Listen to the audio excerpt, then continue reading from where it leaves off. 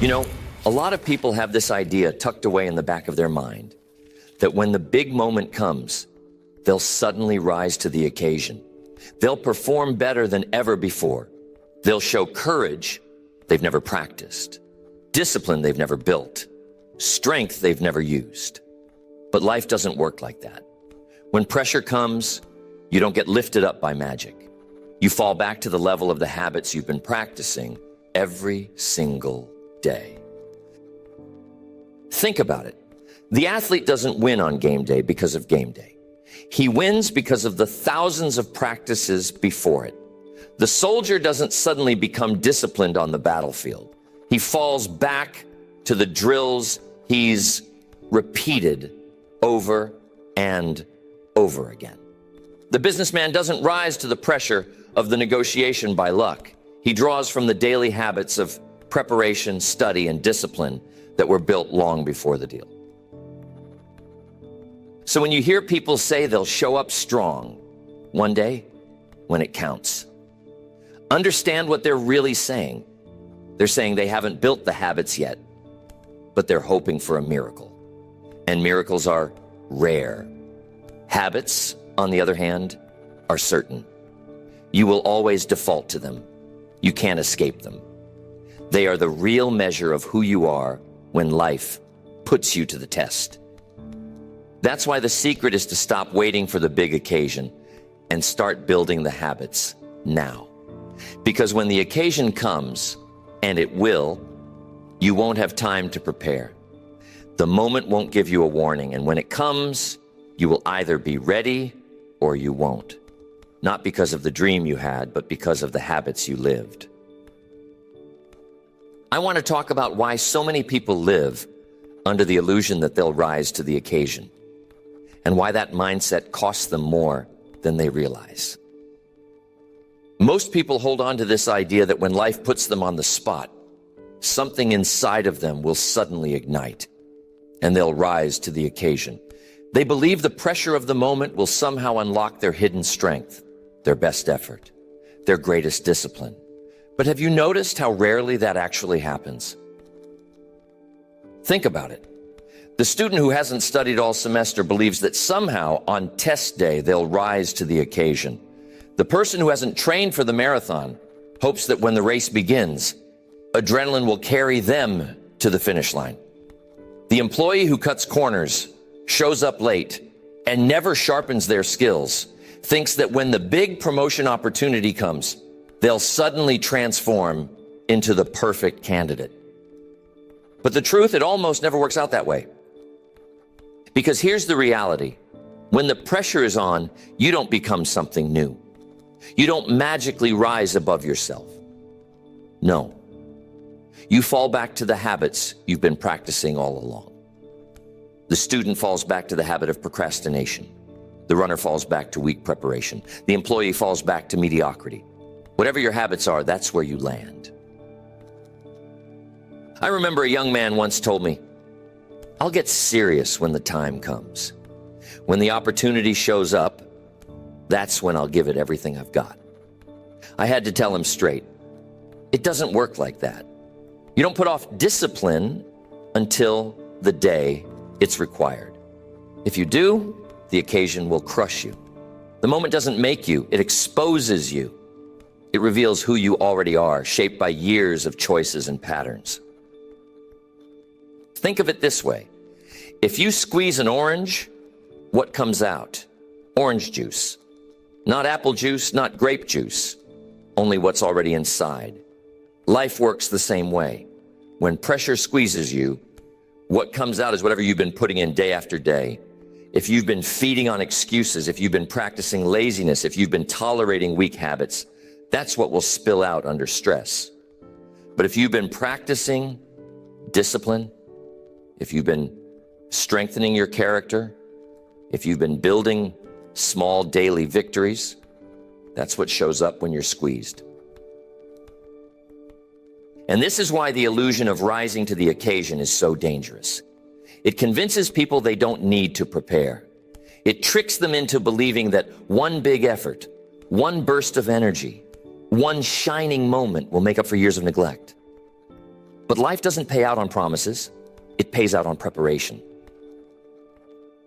The occasion is not the time to decide who you are. It's the time when who you are is revealed. And that's why the work has to be done in advance, in the quiet, in the small habits nobody sees. Because when the spotlight hits, it's too late to rehearse. Habits are not flashy. They don't make headlines. No one claps for you when you choose an apple over a donut, or when you put a few dollars into savings instead of spending them. But make no mistake, those small choices, repeated day after day, are the foundation everything else rests on. See, habits are like bricks. One brick on its own doesn't look like much, but stack one, then another, and before long you've built a wall. Stack them carefully, consistently, and you'll have a fortress. But if the bricks you're stacking are crooked, if they're weak, if they're out of place, don't be surprised when the whole wall collapses at the first storm. That's what habits are. The little bricks of your daily life, stacked in the direction of your future. I don't count on motivation, count on habits, because motivation comes and goes. Some mornings you feel inspired, some mornings you don't. Some days you're full of energy, and others you feel like doing nothing. But habits don't ask permission. Once they're formed, they run automatically. And that's why habits, good or bad, always end up being stronger than emotions. Think about how this works in everyday life. If you've built the habit of exercising, you don't debate every morning about whether you should go to the gym. You just go. If you've built the habit of reading, you don't need to feel motivated every night. You just pick up the book. If you've built the habit of saving, you don't wrestle with the decision each month. You just set it aside.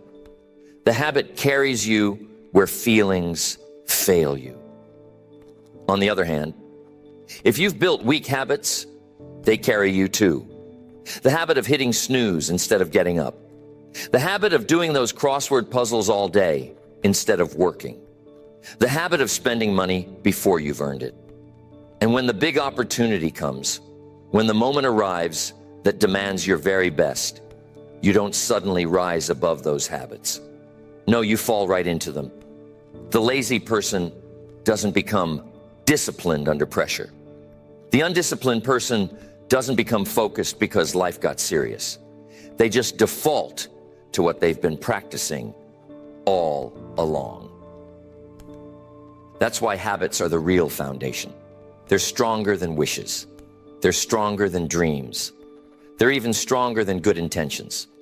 Because no matter how much you want success, when the moment comes, you will always lean on what you've built. And if you haven't built the right habits, the moment won't save you. It will expose you. So the question is never, will you rise to the occasion? The question is, what habits are you building right now, in the ordinary moments, that you'll fall back on when life turns up the heat? Because that's the real test. Not what you hope you'll do one day, but what you're training yourself to do every day. See, neglect is subtle. It never shouts. It never announces itself.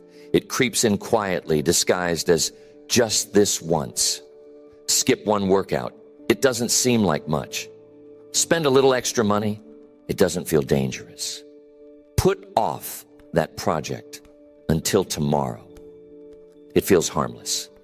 But stack enough of those little neglects together, and suddenly you look up and realize months or years have gone by, and you're nowhere near where you hope to be. The truth is, neglect is easier than discipline. It's always easier not to. Easier not to read the book. Easier not to save the money. Easier not to make the call. That's the great trap. Because neglect never feels costly in the moment. It feels comfortable. But comfort today often creates pain tomorrow. I once knew a man who built a good career for himself. He was talented, smart, and opportunities came his way. But he had one problem. He neglected the little disciplines.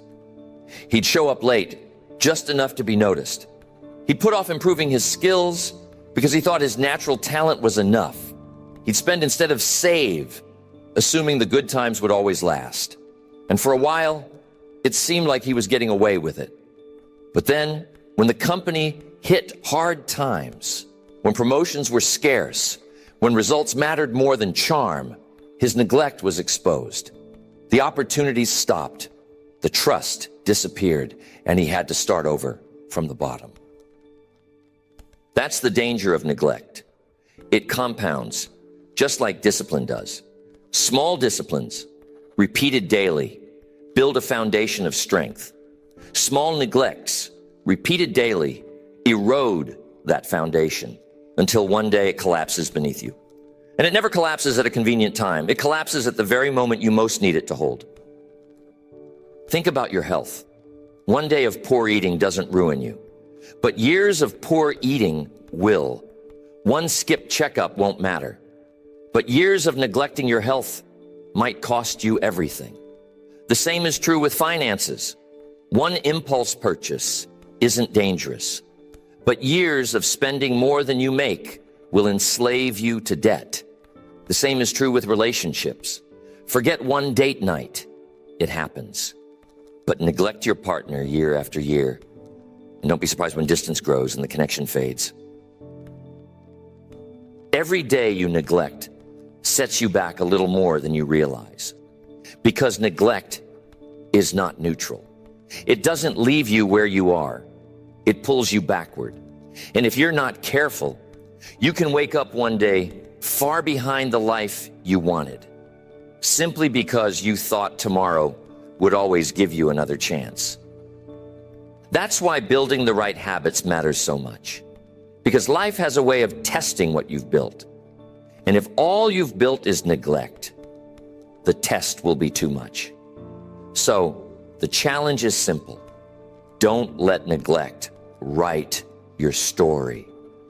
Each day, choose one discipline instead.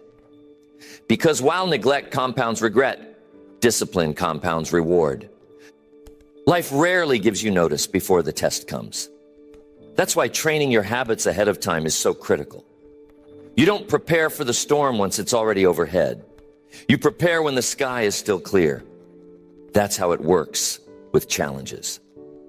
By the time the pressure is on, by the time the stakes are high, it's too late to start building the habits you need. You will always fall back on what you've been practicing all along. Think about athletes. The Olympic runner doesn't rise to the occasion on race day. The weightlifter doesn't magically get stronger when the cameras are on. No, they perform under pressure because they've rehearsed it thousands of times in private. The race is just the result of years of habit. The same is true in life. When you're faced with temptation, with adversity, with opportunity, it won't be your dreams or wishes that determine the outcome. It'll be your habits. I remember a young man who told me he wanted to be ready for leadership when the time came. He had ambitions, big goals. But his daily routine didn't match those goals. He wasn't reading. He wasn't sharpening his skills. He wasn't managing his time. He was waiting for the opportunity to show up before preparing himself for it. And when the opportunity did arrive, he wasn't ready. He fell back, not to the level of his ambition, but to the level of his habits. That's why small disciplines matter so much. They're training for the big moments. Every time you choose to read instead of scroll, you're training your mind. Every time you save instead of spend, you're training your discipline. Every time you exercise instead of quit, you're training your resilience. Those little decisions are not wasted. They're practice runs for the day life calls on you to deliver. Now, here's what's important to understand. The tough moments are guaranteed. There's no avoiding them. Adversity will come. Challenges will show up. Opportunities will knock, and when they do, you'll lean heavily on what you've built in advance. If you've built habits of procrastination, you'll procrastinate.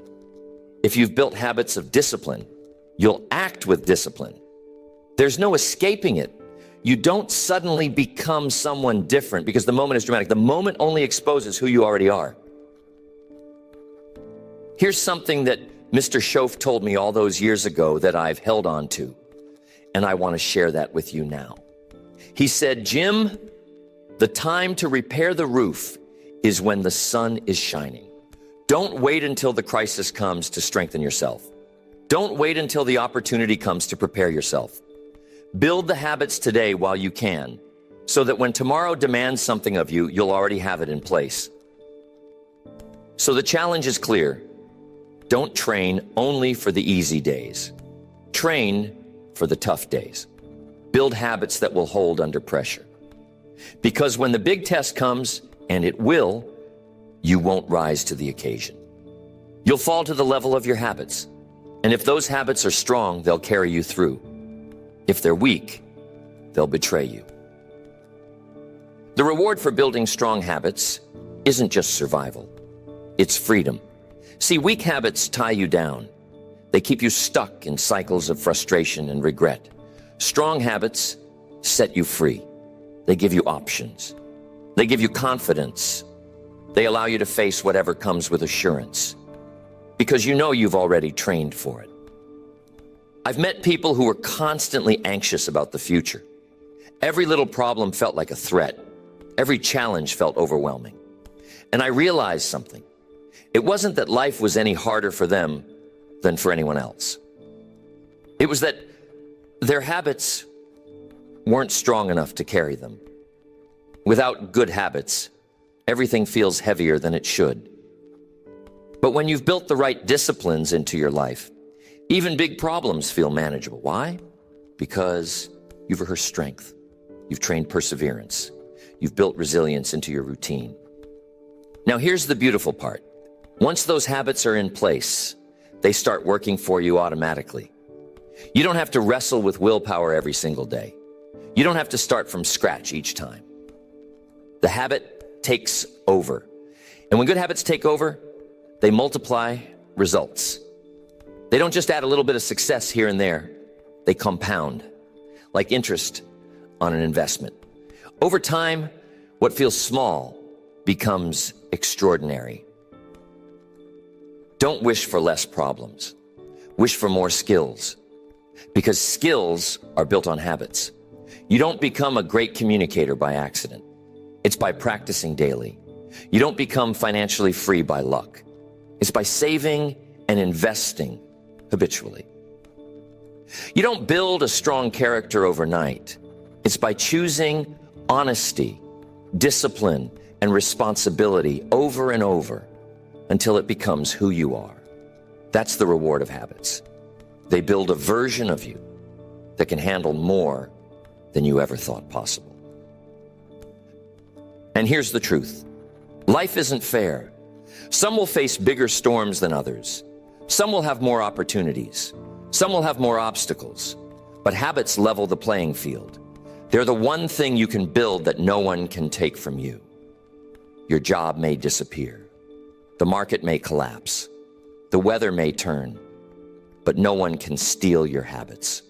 And as long as you have those, you'll always find a way forward. So don't underestimate the reward of building strong habits. It's not just about making life easier. It's about transforming who you are. It's about knowing that when the pressure rises, you won't crumble. It's about being the kind of person who doesn't just get through life, but thrives in it. Because at the end of the day, you don't rise to the occasion. You fall to your habits. And if your habits are strong, you'll rise anyway.